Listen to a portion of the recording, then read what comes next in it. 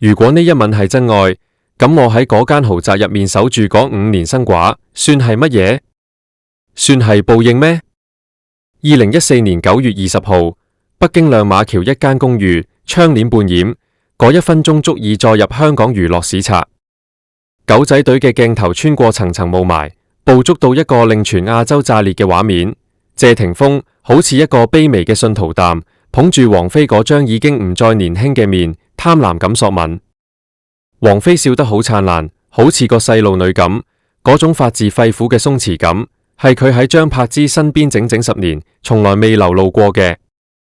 呢一吻好似一記響亮嘅耳光，隔住2000公里嘅時空，狠狠咁刮喺張柏芝塊面上。呢一刻嘅張柏芝正素顏淡喺新加坡嘅平價超市入面穿梭，佢左手拎住打折嘅紙尿片，右手拖住年幼嘅仔。當手機熒幕着起，嗰張模糊嘅相好似病毒咁蔓延開嚟嘅時候，周圍喧鬧嘅人流好似瞬間靜止，化作一片死寂嘅深海。佢以為自己贏咗，佢生咗2個仔，佢握住謝家嘅根，佢甚至喺離婚之後依然以謝家人自居。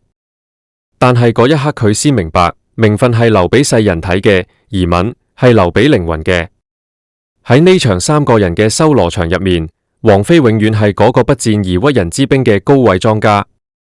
佢離咗婚，帶住仔女，喺40多歲嘅年紀，甚至唔使勾一勾手指，只需要喺嗰間清冷嘅公寓入面點反支煙。嗰個曾經為張柏芝擋過風雨、跪過地、發過毒誓嘅男人，就乖乖咁翻山越嶺，反到佢嘅石榴裙下。呢種係白月光對飯黏子最殘忍嘅降維打擊。王菲嘅內心呢個時候係一片深不見底嘅湖。佢睇住眼前呢個為咗俾佢煮碗麵而忙到滿頭大汗嘅男人，眼入面冇勝利者嘅狂喜，只有一種果然如此嘅宿命感。佢太了解謝霆鋒啦，佢知道呢個男人骨子入面住住一個逃避現實嘅少年，而佢係呢個世界上唯一嘅避難所。而張柏芝呢？佢正跌坐喺超市冰冷嘅瓷磚地上，眼淚混住汗水打濕咗張買嘢清單。佢恨唔恨？佢梗係恨。佢恨王菲嗰種如影隨形嘅優雅，恨王菲嗰種不費吹灰之力嘅掠奪。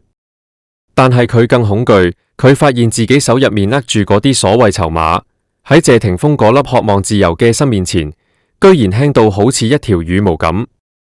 呢場長達14年嘅情感輪迴，亦都係一場關於皮囊同靈魂嘅終極對壘。嗰一晚，維多利亞港嘅潮水逆流，北京嘅秋風好似都淡離。謝霆鋒喺王菲嘅唇間揾到佢嘅救贖，而張柏芝喺個仔嘅喊聲入面，終於睇清楚自己嗰場一廂情願嘅荒唐夢。既然天后回咗頭，咁凡人就只能喺泥濘入面徹底沉淪。如果話2014年嗰晚係命運嘅回馬槍，咁2002年嗰場車禍就係3個人墜入修羅場嘅發令槍。2002年3月23號凌晨，香港紅棉路一聲刺耳嘅金屬撕裂聲劃破咗半山嘅寂靜。一輛價值200幾萬嘅黑色法拉利，好似一隻斷咗翼嘅黑色巨獸，狠狠咁撞喺路邊嘅花槽上面，車頭粉碎，擋風玻璃化作無數晶瑩嘅碎片。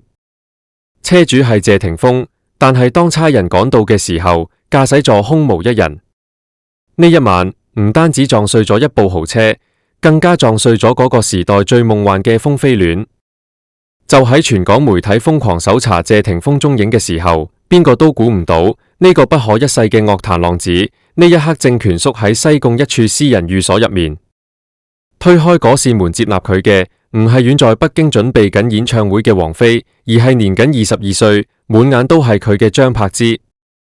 嗰一刻嘅張柏芝正處於顏值巔峰，佢嗰張被媒體譽為小林青霞嘅面上，寫滿咗飛蛾撲火嘅孤勇。佢睇住眼前呢個落寞、驚慌，甚至帶住一絲細路仔氣嘅男人，心入面翻湧嘅唔係恐懼，而係一種病態嘅狂喜。佢終於需要我啦！呢個係張柏芝嗰一刻最真實嘅心理寫照。喺佢嘅生存哲學入面，愛就係佔有，愛就係共赴深淵。佢唔單止收留咗謝霆鋒，更加捲入咗嗰場臭名昭著嘅頂包案。呢種帶住血色、違法，甚至有啲喪失理智嘅義氣，成為咗佢同謝霆鋒之間最深，亦都係最毒嘅紐帶。與此同時，遠在北京嘅王菲正對住窗外嘅殘雪。作為全知視覺嘅旁觀者，我哋可以見到呢個時候王菲內心嘅崩塌。佢係一個活喺雲端嘅人，佢嘅愛情應該係紅豆入面嘅細水長流，係靈魂深處嘅共振。佢可以接受謝霆鋒嘅叛逆，可以接受佢嘅輕狂，但係佢無法接受呢種市井氣嘅狼狽。當佢透過新聞睇到謝霆鋒居然係喺張柏芝嘅陪同下過泰國散心嘅時候，嗰位天后內心嘅孤傲被徹底激怒咗。王菲嘅愛係神聖嘅，容唔落半粒沙；而張柏芝嘅愛係獸性嘅，哪怕係沙，佢都要含淚吞落去化成珍珠。2002年呢個春天，謝霆鋒喺兩個女人之間反覆橫跳。佢喺張柏芝嘅溫柔鄉入面揾庇護，逃避牢獄之災嘅恐懼，卻又喺深夜寫信俾王菲，試圖挽回嗰個高潔嘅靈魂。呢種撕裂感令三個人嘅關係變成咗最慘烈嘅修羅場。張柏芝喺諗：我為你背負咗罵名，我陪你度過最黑暗嘅時刻，你憑咩唔選我？王菲喺諗：如果你嘅世界已經變得咁渾濁，我寧願從未路過。20歲嘅謝霆鋒，佢根本唔知道自己正喺兩個極端嘅靈魂之間玩火。喺嗰段時間嘅公開活動入面，張柏芝經常被影到瘦到得返棚骨，眼神入面透住一股拼命三娘嘅狠勁。佢開始喺媒體面前有意無意咁展示嗰條同謝霆鋒同款嘅情侶手鏈，嗰樣嘢唔係裝飾，係佢向王菲宣戰嘅旌旗。佢要撕碎王菲嗰種不食人間煙火嘅優雅，佢要話俾全世界聽，謝霆鋒係個凡人，佢要食煙，佢會闖禍，佢需要一個可以陪佢喺泥濘入面打滾嘅女人，而唔係一個坐喺蓮花台上面接受朝拜嘅女神。呢種拉低女神落神壇嘅快感，係張柏芝喺呢場博弈入面最得意嘅武器。然而佢算錯咗一點，王菲嘅離開唔係因為輸俾佢嘅年輕，而係因為王菲唔適於呢場博弈。當王菲面對記者提問，只係冷冷咁丟低一句冇乜好講嘅時候，嗰種骨子入面嘅蔑視，其實已經將張柏芝定性為跳梁小丑。但係2002年嘅謝霆鋒，最終都係選擇咗回歸凡塵。頂包案塵埃落定之後，佢短暫退出演藝圈。喺嗰段灰暗嘅日子入面，係張柏芝嘅市井氣、煙火氣填補咗佢內心嘅空虛。呢個就係宿命嘅第一次錯位。男人喺軟弱嘅時候，往往會選擇嗰個可以照顧佢生活起居嘅看護者，但係會終生懷念嗰個令佢仰望嘅引領者。嗰一年西貢海邊，謝霆鋒睇住張柏芝，或者真係動過執子之手嘅念頭，但係佢唔知呢種基於共犯關係建立嘅情感，底色從來唔係粉紅色，而係灰色。而王菲喺呢一年徹底轉身，佢返去北京，返去嗰個屬於佢嘅搖滾同幻夢圈子，佢開始同李亞鵬出雙入對，嗰樣嘢更似係一種對謝霆鋒嘅懲罰。我要等你好似睇住，我唔單止可以離開你，我仲可以喺冇你嘅世界入面活得平庸而快樂。呢一場關於頂包案嘅糾纏，成為咗此後20年所有恩怨嘅母體。張柏芝贏咗謝霆鋒嘅愧疚，王菲贏咗謝霆鋒嘅遺憾。愧疚可以換嚟婚姻，但係只有遺憾先可以換嚟刻骨銘心。當呢一張嘅落日餘暉灑喺紅棉路嘅殘骸上面，三個人嘅劇本已經寫好。張柏芝會用10年度時間去經營一場注定破裂嘅夢，而王菲則用10年度時間等一個大個仔嘅細路回家。呢個就係人生最淒涼嘅地方。你以為你贏咗而家，其實你已經輸咗未來。如果要揀出香港娛樂圈最令人窒息嘅死亡現場，2011年嘅維多利亞港絕對排喺首位。嗰場唔係一場簡單嘅離婚，而係一場長達5個月、耗盡咗所有體面同恩情嘅公開處刑。張柏芝喺深夜對朋友痛喊：我冇諗過，嗰個曾經喺菲律賓夕陽下跪地求婚嘅男人，心可以凍成一生鐵。2011年，著名嘅合照門成為咗壓死駱駝嘅最後一根稻草。張柏芝喺飛機上面遇見陳冠希，嗰張泯滅恩仇嘅合照，成為咗謝霆鋒發動總攻嘅核彈頭。但係真相真係因為一張相咩？唔係，係蓄謀已久嘅逃離。謝霆鋒喺嗰年嘅金像獎上面，仲拖住張柏芝嘅手演緊《模範夫妻》，喺台上深情表白，喺台下喊到豬頭咁。但係就喺鏡頭熄咗之後嘅第14日，謝霆鋒直接遞上一份凍冰冰嘅離婚協議書。呢種前一秒天堂，後一秒地獄嘅極致反差，係謝霆鋒對張柏芝最殘忍嘅心理打擊。張柏芝癲咗，呢個喺市井長大嘅女人，最叻嘅武器就係鬧。佢揾媒體控訴謝霆鋒虛偽，話佢寧願打機都唔抱仔，話佢為咗明星自編自導自演。佢試圖用呢種撕心裂肺嘅控訴，將謝霆鋒拉返去談判台，哪怕係互相折磨，佢都唔願放手。張柏芝喺電台聲嘶力竭，每一聲喊叫都好似要將肺都撕碎。佢喺賭男人嘅愧疚，賭大眾嘅憐憫。但係佢算錯咗一件事，謝霆鋒已經唔係當年嗰個需要佢頂包嘅慌亂少年啦。呢個時候嘅謝霆鋒已經擁有足以掌控輿論嘅資本帝國。佢面對張柏芝嘅瘋狂，採取咗一種近乎殺人誅心嘅策略，絕對沉默。呢種沉默好似一面冰冷嘅鏡，照出咗張柏芝所有嘅狼狽。你喊得越犀利，就顯得越卑微；你鬧得越狼，就顯得越失控。喺全港市民嘅圍觀下，張柏芝好似一個喺廢墟上面跳舞嘅癲婆，而謝霆鋒就係嗰個禮貌退場，只留低一個憂鬱背影嘅紳士。2011年8月中，嗰份長達5個月嘅離婚拉鋸戰終於畫上句號。簽字嗰日，謝霆鋒冇回頭，佢唔單止帶走咗自由，仲帶走咗張柏芝身上最後一點少女氣息。從此之後，張柏芝嘅眼神入面多咗一股狠勁同疲憊，呢個係被生活狠狠打咗一巴之後留低嘅後遺症。佢喺呢場博弈入面，徹底淪為咗一個單親媽媽嘅符號。而謝霆鋒，佢喺呢場離婚公關入面，完美利用咗張柏芝嘅情緒化。佢將自己塑造成一個忍辱負重嘅老豆，一個追求真愛嘅受害者。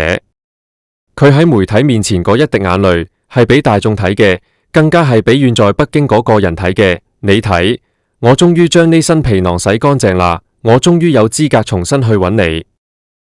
呢個時候，張柏芝帶住2個仔，拎住大大小小嘅行李，好似一個逃難嘅女戰神咁遠走新加坡。佢嘅背影係淒涼嘅，透住一股老娘一個人都可以嘅孤勇。但係呢種孤勇背後係徹底嘅破產，情感破產，名譽破產。而王菲呢？佢喺呢一年嘅深夜發咗條微博，呢一世夫妻緣盡至此，我仲好，你都保重。嗰樣嘢係佢同李亞鵬嘅告白，亦都係佢向謝霆鋒發出嘅隱秘集結令。至此，前3章嘅懸念徹底收口。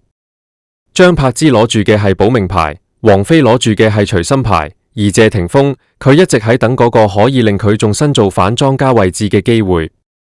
如果你認為王菲嘅神韻係因為淡泊名利，咁你就太天真啦。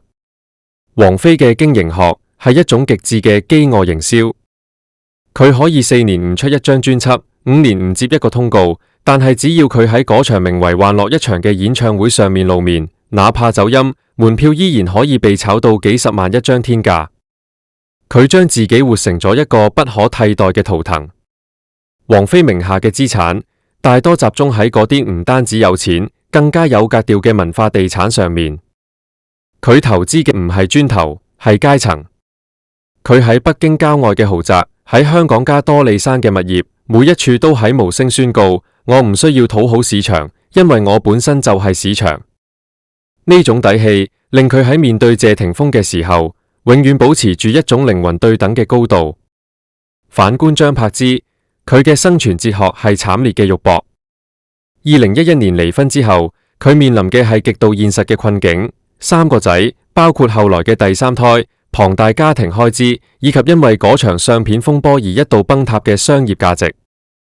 佢冇王菲嗰種退一步即海闊天空嘅餘裕，佢必須入世。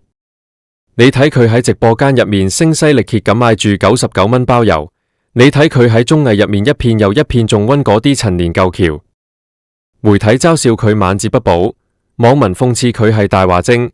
但係張柏芝心入面諗緊乜？佢喺度冷笑，明星算乜嘢？面子算乜嘢？老娘手入面握住嘅現金，先係仔女未來嘅命根。張柏芝嘅錢係攞條命換返嚟嘅。佢係典型嘅港派思維，現金為王。佢唔相信嗰啲虛無嘅藝術投資，佢只相信信託基金入面跳動嘅數字。呢種拼命三娘嘅姿態，雖然令謝霆鋒感到壓抑同想逃避，卻亦都令張柏芝喺冇任何依靠嘅情況下，生生將自己活成咗一個豪門。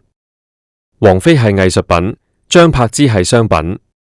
喺謝霆鋒嘅視覺入面，王菲俾佢嘅係一個唔使為生計發愁嘅純粹靈魂伴侶關係，而張柏芝俾佢嘅係被柴米油鹽、仔女學費層層包裹嘅生活重擔。王菲因為有錢有閒，所以玩得起感情嘅欲擒故縱。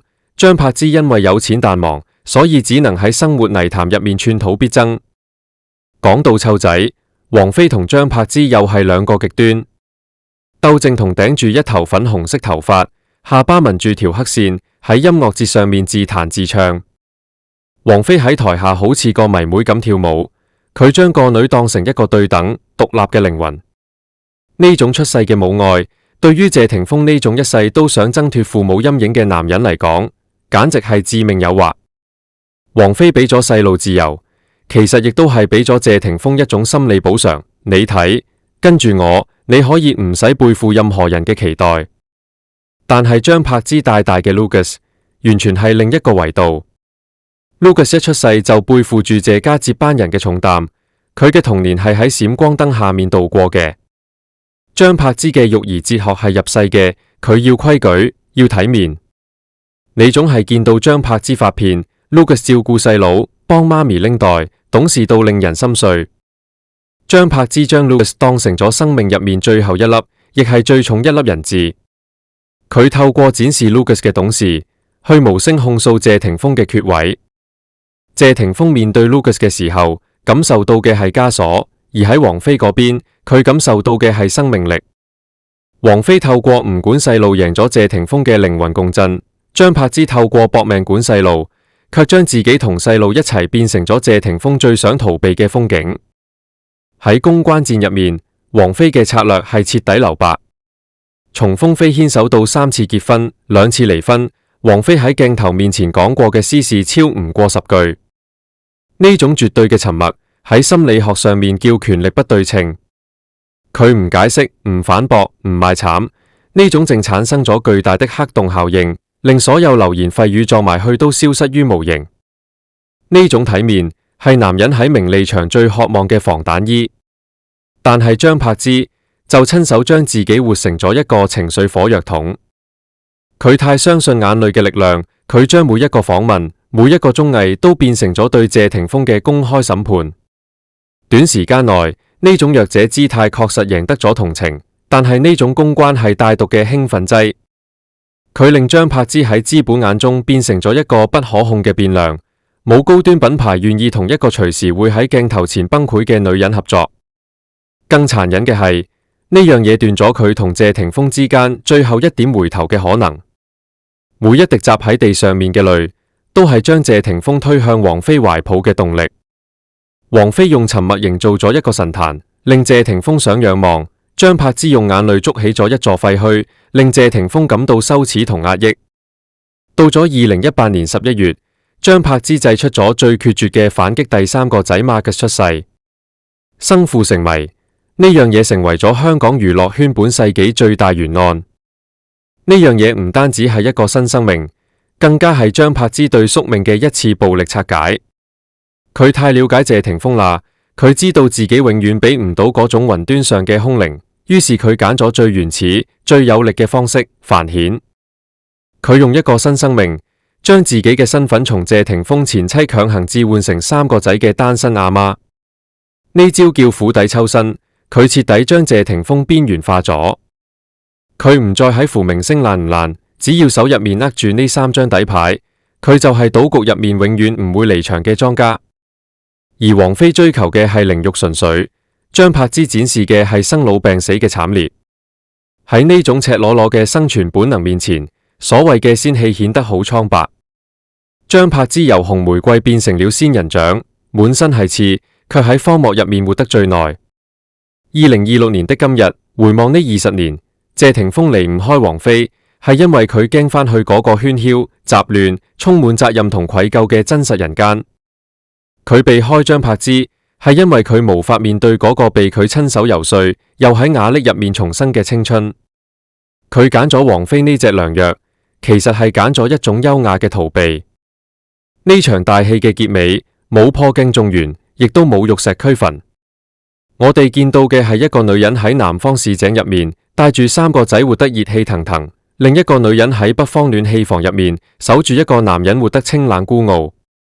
你要咗靈魂嘅自由，就要承受孤獨嘅詛咒；你要咗世俗嘅圓滿，就要忍受生活嘅瑣碎。紅玫瑰枯萎成咗心口嘅沙痣，白玫瑰熬成咗唇邊嘅飯黏子。咁多年嚟，資本散咗，容顏老咗，唯有呢場關於邊個更愛邊個嘅幻覺，依然喺名利場上空久久唔散。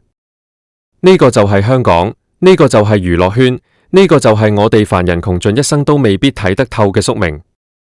如果你都覺得呢場長達20幾年嘅愛恨糾葛令人唏噓，記得幫我點讚、轉發、加關注，喺評論區話俾我聽。如果你係謝霆鋒，你會揀陪你喺泥濘入面打滾嘅張柏芝，定係帶你飛上雲端嘅王菲？